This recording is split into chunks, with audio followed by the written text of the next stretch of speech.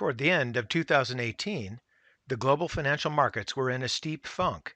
The S&P 500 briefly fell into official bear market territory and fear gauges were spiking. But behold, the Fed stepped in and reversed its previously hawkish tone regarding future rate hikes and quantitative tightening.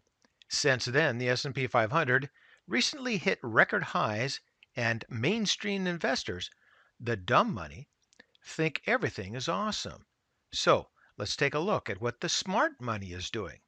But a warning, this is going to be important and it's going to be fast. So hang on.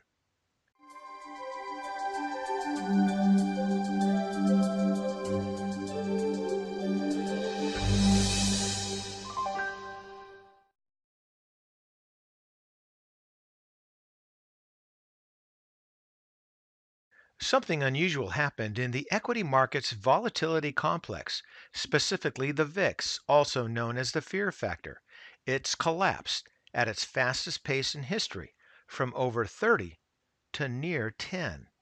The current picture of the economy and the markets is very confusing. As noted, the S&P 500 hit record highs recently, but investors have been pulling money from equity funds on a weekly basis.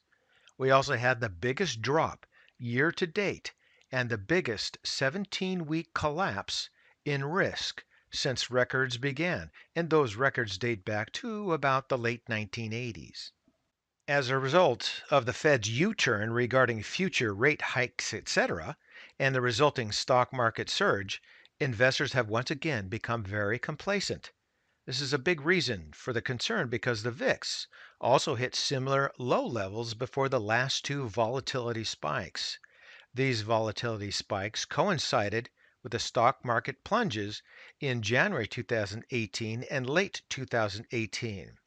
As shown in this chart, the so-called smart money, which are considered to be the commercial future hedgers who tend to be generally correct at major market turning points, they have been building up another bullish position in their VIX futures. This is also what they did before the last two spikes.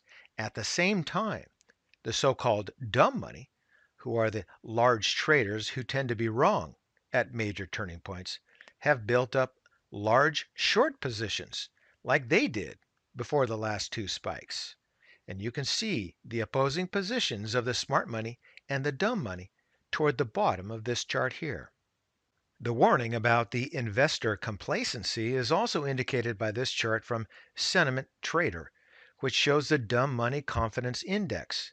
As you can see in the upper right of this chart, the dumb money in the stock market is the most confident since 2010. And the contrarian in me says this is warning number one for the year 2019. Although there is a chance for a market melt-up like we had just before the January 2018 plunge, it's time to turn bearish on the S&P 500, at least for a little while. With the S&P 500 making new highs, it's unlikely to keep ignoring the warning signs.